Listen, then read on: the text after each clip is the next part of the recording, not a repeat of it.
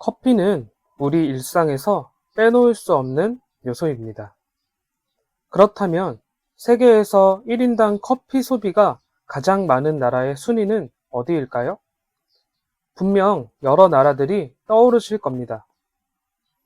에스프레소의 나라 이태리, 커피의 수도라 불리는 호주, 아니면 아메리카노의 시작인 미국, 그리고 대한민국까지요.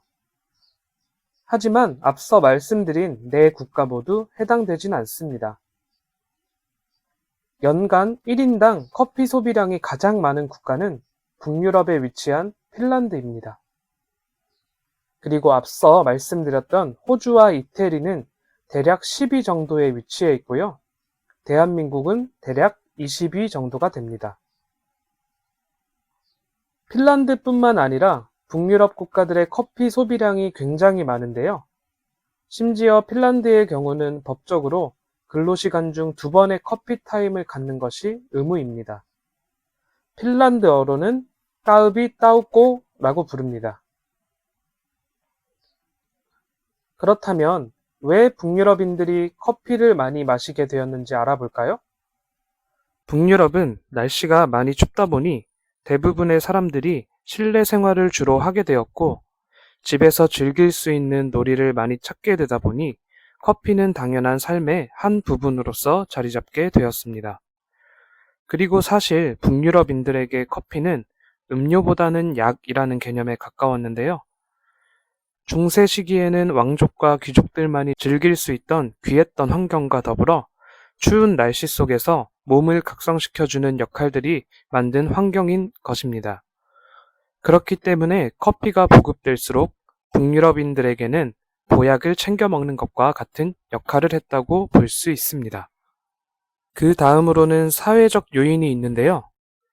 북유럽뿐만 아니라 유럽 전역에서는 카페 문화의 시작으로 이전과는 다르게 다양한 계층과 직업을 가진 사람들의 문화적 교류가 활발해졌다고 합니다. 프랑스에서는 이 모임을 살롱이라고 불렀고요.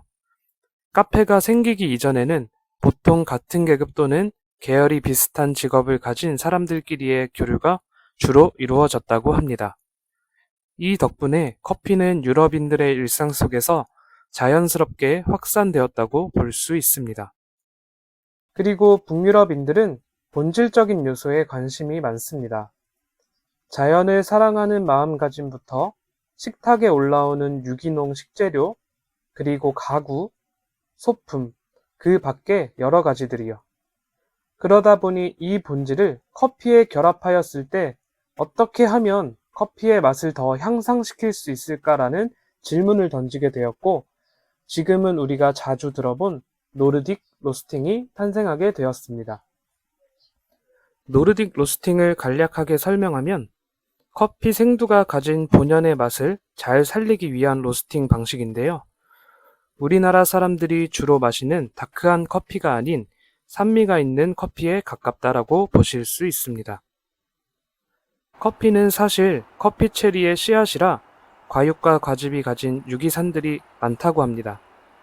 북유럽인들이 처음 접한 커피도 다크한 커피였지만 그 누구보다도 커피를 많이 마시는 그들로서는 다크한 커피보다는 차처럼 부드럽게 마실 수 있는 부담 없는 커피를 선호하게 되었습니다. 국내에서는 아직까지 산미 있는 커피에 대한 부정적인 시선이 많은데요. 기술적으로 더 좋은 로스팅을 했을 때에 커피콩이 가진 단맛과 산미의 밸런스가 잘 갖춰진 커피를 즐기실 수 있습니다. 커피는 기호식품이라 어떤 것이 맞다라고 정의할 순 없지만 산미 있고 부드러운 커피는 북유럽인들이 추구하던 방향임에는 틀림없다고 보여집니다. 북유럽 커피가 더 발달된 데에는 역사적인 이유도 있는데요. 2차 세계대전이 끝난 후 유럽은 재정 적자를 겪게 되었습니다. 그 때문에 달러가 상대적으로 부족했던 북유럽 국가들은 유럽으로 들여오던 커피 생두를 수입할 수 없게 되었습니다. 하지만 그 파회법으로 북유럽 국가들은 브라질과 물물 교환을 통해 커피 수입 문제를 독자적으로 해결했고, 더 저렴하고 품질 좋은 생두를 들여올 수 있는 환경을 만들게 되었습니다. 이번 시간엔 커피 소비량을 통하여 북유럽 커피 문화에 대해 알아보았습니다. 지금은 한국에서도 북유럽 커피를 즐길 수 있는 곳이 꽤나 있어서 몇 군데 추천드리도록 할게요. 성수동에 위치한 덴마크 에디션에서는 커피 콜렉티브의 원두를 사용하고 있고요. 용산 트레버틴에서는 라카브라 커피의 원두를 사용하고 있습니다. 그리고 한남동에 위치한 에이프릴 커피도 있습니다. 우리가 흔히 일본 여행을 갔을 때 자주 갔던 푸글렌 커피도 있는데요. 사실 일본의 카페가 아니라 노르웨이에서 시작된 북유럽 브랜드입니다. 한국에도 마포구에 곧 오픈할 예정이라고 하니 궁금하신 분들은 한 번쯤 가보시는 것도 좋을 것 같습니다. 오늘의 이야기가 재밌으셨다면 구독과 좋아요 부탁드릴게요. 감사합니다.